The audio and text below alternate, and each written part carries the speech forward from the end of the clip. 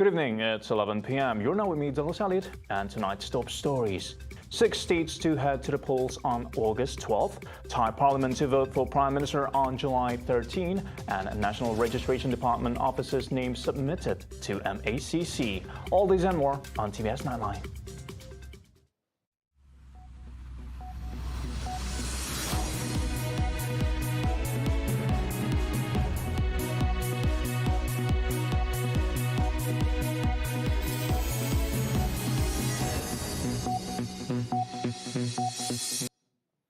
Good evening. Polling for the upcoming state elections in Kedah, Kelantan, Terengganu, Penang, Selangor and Negeri Sembilan will be held simultaneously on August 12th. Election Commission EC Chairman Tan Sri Abdul Ghani Saleh announced that the EC has set July 29th as the nomination day for all 6 states, while early voting falls on August 8th. Tarikh-tarikh penting bagi PRU DUN ke-15. Bagi maksud menjalankan PRU ke-15, SPR telah menetapkan tarikh-tarikh penting seperti berikut. Tarikh keluar writ 5 Julai 2023 hari ini, hari Rabu. Hari penamaan calon 29 Julai 2023 hari Sabtu. Hari mengundi awal 8 Ogos 2023 Selasa. Hari mengundi 12 Ogos 2023 Sabtu. He said this at a press conference after chairing a special meeting to discuss the important dates for the state elections at Menara SPR Putrajaya. The meeting was held following the receipt of notices of the official dissolution of the Kedah, Kelantan, Terengganu, Penang, Selangor and Negeri Sembilan state assemblies from the respective state assembly speakers. Kelantan was the first to dissolve its state assembly, which was on June 22nd, followed by Selangor on June 23rd, while Penang, Kedah and Terengganu on June 28th and Negeri Sembilan on July 1st. Over up north, Thailand's parliament will vote for a new prime minister next Thursday on July 13. The announcement comes a day after the Thai parliament appointed Wan Muhammad Noor Matha as its House Speaker. The election-winning Move Forward Party and populist Pheu Thai defeated conservative rivals in the May ballot, securing 151 and 141 seats in the 500-member lower house respectively. Together with 6 other parties, they are expected to propose Move Forward leader Pita Lim Jarunrat as the next premier to replace the incumbent Prayut Chan-o-cha. However, with 312 votes, the alliance is still short of the 376 votes needed in the joint sitting, which includes a conservative-leaning 250-member Senate who were appointed during military rule. Home Minister Dato Sri Saifuddin Nasution Ismail on Wednesday revealed that the identity of a National Registration Department or NRD personnel has been identified, following a formal complaint of abuse of power by a staff member who had allegedly solicited money from a Malaysian citizenship applicant. Saifuddin said the name will be disclosed to the Malaysian Anti-Corruption Commission MACC soon. Sekarang ini ada aduan yang spesifik meminta wang daripada orang yang memohon warga negara yang apabila diketahui telah diluluskan maka diminta sejumlah wang, dan itu perbuatan yang salah. Jadi bila aduan spesifik begitu dengan nama dan sebagainya, saya serah supaya berlaku adil, biar due process mengambil tempat lah. MACC siasat. Kita tak boleh spekulate apakah ini satu-satu aduan, apakah seorang, apakah janganlah. Ya, saya itu dulu. Sejumlah wang lah. Okey. Banyak tak warga negara itu? Sejumlah wang yang agak besar. However, Saifuddin did not disclose the specific amount of money involved, adding that the ministry is committed to combat any misconduct and corruption practices within its administration. Over the recent days, the ministry has been on the headlines of controversies with allegations of corruption that exists within its officer, most notably involving its immigration officers at the country's entry points.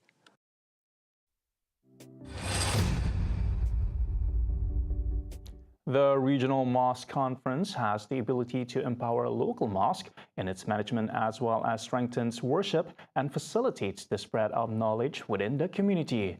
Sarawak Premier Datuk Petinggi Tan Sri Abang Johari Tun Openg stated that as part of the celebration of Sarawak's 60 years of independence, the Islamic Council of Sarawak's organised program needs to be appreciated as it serves as a significant platform for Islam's development in the region. Mudah-mudahan dengan perkongsian ilmu kita dapat memantapkan lagi pengurusan masjid-masjid kita dan secara tidak langsung dapat mengembangkan dakwah Islamiah bagi kita memantapkan kedudukan umat Islam sebagai umat contoh di rantau ini. Abang Johari said this during the regional mosque conference on Wednesday. He stated that mosques should focus on improving their management and integrity. As of now, there are a total of 1,590 registered mosques, surau prayer rooms and musalla prayer areas throughout Sarawak. During the event, Abang Johari also presented special appreciation awards to Sarawak's mosques, surau and imams. The program, which will take place from July 5th to 6th, has also brought together 900 invited guests, including representatives from neighbouring countries such as Indonesia and Brunei Darussalam. An astronomy carnival, also known as Carnival Falak Nusantara, will be held at the Kuching waterfront this weekend. According to the president of the Sarawak Islamic Council, MIS, Datu Haji Misnu Haji Taha, the carnival aims to spread awareness on the importance of astronomy, especially to the youth, as well as to shed light on the correlation between climate change and astronomy. Dan insyaAllah pada 7 dan 8 kita akan mengadakan Carnival Falak di waterfront. Jadi itu peluang saya menyeru kepada semua umat Islam di Sarawak, khususnya yang berminat di bidang astronomi, dan Carnival Falak akan dianjurkan dari Jabatan Mufti. He said this when met by the media after paying a courtesy call to Sarawak Premier Datuk Petinggi Tan Sri Abang Johari Tun Openg at his office in Wisma Bapa, Malaysia earlier today. Despite its vast landmass, Sarawak's self-sufficiency level for staple food, including rice, stands at only 38%, while livestock is at a mere 14%. Minister of Food, Industry, Commodities and Regional Development Sarawak, Dato Sri Dr. Stephen Rundi Utom, stressed that the state government has identified multiple plots of land to ramp up food production and reduce its reliance on imported food. We have to import 68%.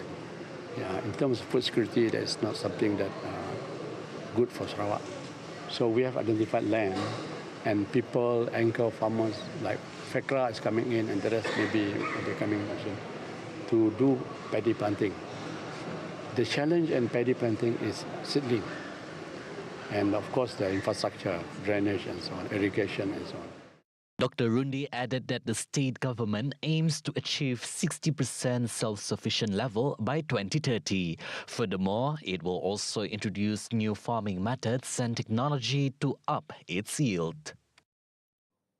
Now, commenting further on the issue of food supply, Dato Sri Dr. Stephen Rundi Utom stressed on the importance of complete supply and value chain from the aspect of research and development (R&D) to spur the state's agricultural industry, adding that the continuous effort would realize the vision of the state being a net food exporter by 2030. He also emphasized that a collaboration by all parties is crucial to ensure that agricultural products production is on track while maintaining its quality. For us to develop agriculture, we have to have complete supply chain in the value chain, meaning from R&D, and that is where agriculture department can help and assist, and other agencies involved R&D. And production where we need PPK, the farmers and so on, to increase productivity. He also added that the construction of the Sarawak State Farmers Organisation PPNS complex is expected to be fully completed come August. This complex will be ready by end of August, 31st August, before 31st August. So the function of this area is very crucial for PPNS as anchor to collection center and so on, processing and so on, storage and also impact for the whole Sarawak. Meanwhile, Dr. Rundi commented that Sarawak aims to become a net exporter of food by 2030, and it is a heavy task for the ministry as it needs to do many things from the beginning to meet the goal. 13 residents of Kampung Trang Matu were rendered homeless after their house was razed to the ground. All occupants managed to escape without any casualties or injuries. The Malaysian Fire and Rescue Department Bomba deployed a team of firefighters to the scene after receiving the distress call.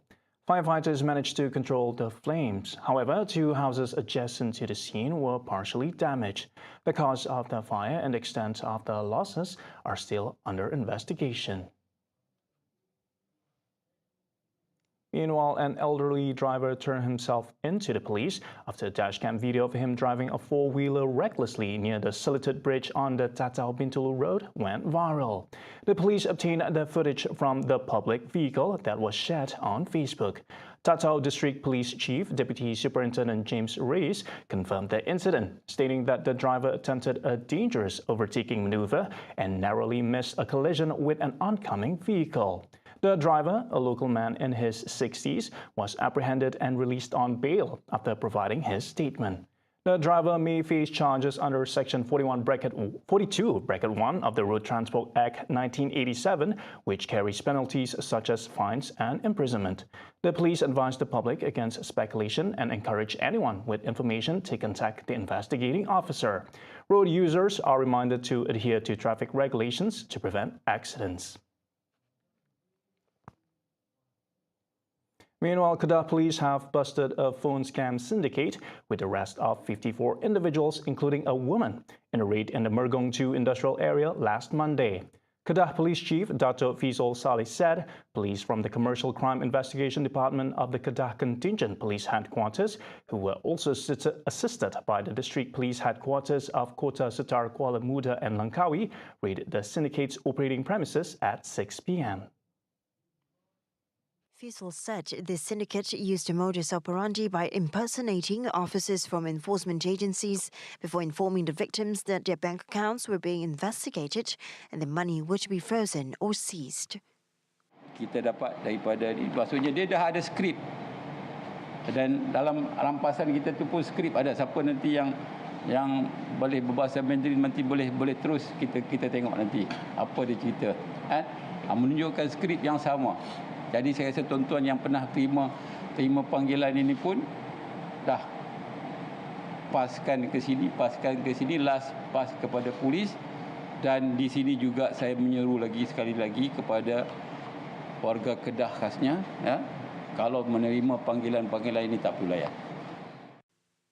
As a result of the raid, 54 individuals, namely a Taiwanese woman, 2 Bangladeshi men, 19 Taiwanese men, 29 Chinese men, and 3 local men between the ages of 20 and 50 were arrested. The premises was believed to have been rented and used as a call center for fraudulent activities, while the syndicate has been operating for 4 months. Meanwhile, the case is being investigated under Section 420 of the Penal Code, Section 15(1)(c) of the Immigration Act 1959 and Section 55(b)(1) of the same Act. Right, we'll be taking a short break. Coming up right after, Ringgit defies volatility ahead of OPR announcement tomorrow, and heavy rain claims 15 lives in Chongqing, China. Right here on TVS Nightline, stay tuned.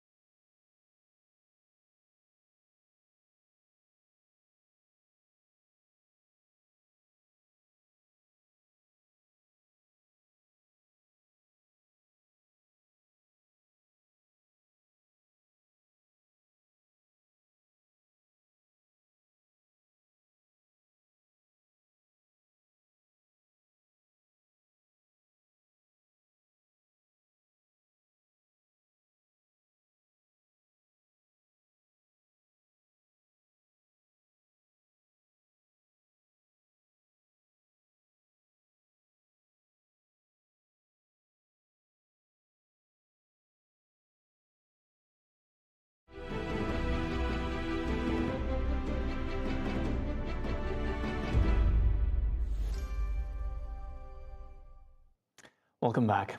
The Sarawak Digital Economy Corporation (ASDAC) is gearing up for the full implementation of the IR 4.0 prototype lab by the end of this year. Its CEO, Sudarnoto Osman, said the facility will prioritize the development of 3 key industries that play a pivotal role in the state's digital transformation journey. The prototyping lab, we have identified the place already. It will be at the Bitawa industry area. We call it the Bay Royals Commercial Centres. That's where it's going to be the prototype thing. It's going to be, it will be started with the 3 anchor companies that we have identified in the area of medical and the area of robotics, and of course the last but not least is the retrofitting. Why we choose this area? Because we felt that there is current industry with the current machineries. How do we can just retrofit it to in a way to get more data and results? Output from this machine that have been installed, right? So that there would be less but to hassle for them to move into digitalization. He said this during a press conference after the launching ceremony of the Road to Growth program organized by the Malaysian Technology Development Corporation (MTDC) at a hotel on Wednesday, July 4th.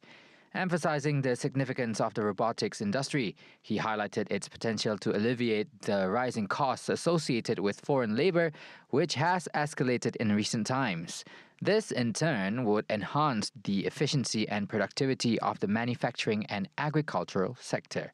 Furthermore, the development of medical technology as another promising industry within the IR 4.0 prototype lab. Then the second thing on the medical, I think this is a technology that I felt that is worth doing, because I think Sarawak, we have a lot of we can build what we call medical tourism as one of the areas that we are doing, because our close proximity to Indonesia means there's a lot of business in terms of medical industry. In terms of medical industry itself. The IR 4.0 prototype lab is a collaborative project between ASDAC and MTDC via a Memorandum of Understanding (MOU) signed in June 2022. Also present during the event were MTDC CEO Muhammad Hazani Hassan, MTDC board member Christina Fu, and Unimasters Dean from the Faculty of Engineering, Professor Insigne Siti Noor Linda Taib.